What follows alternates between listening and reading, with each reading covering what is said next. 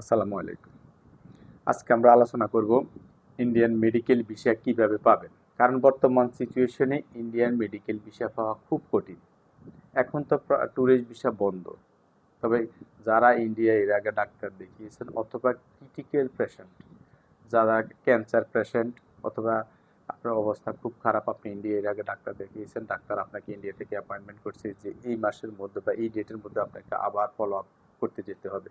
সেক্ষেত্রে কিছু কন্ডিশন বা কিছু শর্ত সাপেক্ষে ইন্ডিয়ান হাই কমিশন আপনাকে ভিসা দিবে।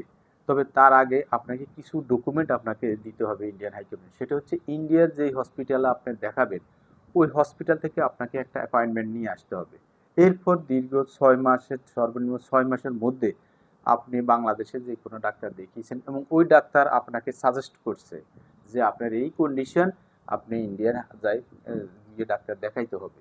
তাহলে আপনার ওই ডকুমেন্টের কাগজ বা আপনার রোগের সামারি, যা বাংলাদেশের যে কোনো হসপিটালে আপনার ধরা খাইছে, যেই রোগটা আপনার আছে ওই রোগের সামারি সহ এই কাগজটা, এই দুইটা কাগজ, ইন্ডিয়ান ডাক্তারের অ্যাপয়েন্টমেন্ট আর বাংলাদেশের ডাক্তারের পরীক্ষা নিরীক্ষার কাগজ, এই দুইটা কাগজ অবশ্যই আপনার লাগবে।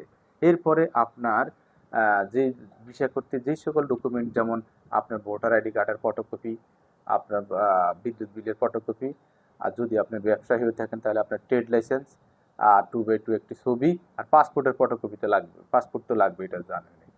এই দুইটা বিষয়।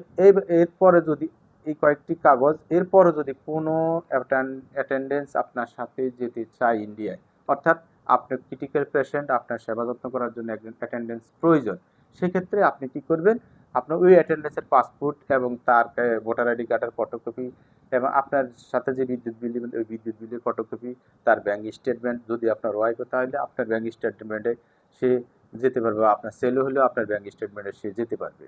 এবং এই কাগজগুলো একসাথে, এই কাগজগুলো সহ এবং আপনি যে অনলাইনে আবেদন করবেন ওই আবেদনের ফাইল সহ আপনি 2 সেট ফটোকপি করবেন। 2 সেট ফটোকপি করে আপনাকে ইন্ডিয়ান হাই কমিশনে গিয়ে জমা দিতে হবে। অর্থাৎ ইন্ডিয়ান এই ফাইলগুলো একত্রিত করে একটি ফাইল আকারে করে ইন্ডিয়ান হাই কমিশনে গিয়ে আপনি 2টা সেটের ফটোকপি জমা দিয়ে আসবেন। ওইখান থেকে ওনারা একটা সেট রাখবে আর একটা সেট আপনাকে ফেরত দিবে। এবং যদি ওনারা পর্যালোচনা করে দেখে যে হ্যাঁ আপনার রোগটা অনেক ক্রিটিক্যাল এবং আপনাকে ইন্ডিয়া যাওয়া খুবই দরকার, তাহলে ওনারা হাই কমিশন থেকে আপনাকে ফোন দিবে এবং ফোন দিয়ে আপনাকে বলবে যে আপনি অমুক ডেটে গিয়ে যমুনা ফিউচার পার্কে আপনার ফাইল জমা দেন। জমা দেওয়ার পরে আপনারা আবার ওনারা ওই ফাইল ফেরত নেওয়ার জন্য আপনাকে সময় দিব, ওই সময় অনুযায়ী আপনি আপনার ফাইল নিয়ে আসবেন। এটাই ইন্ডিয়ান হাই কমিশন এখন বর্তমান সিস্টেম।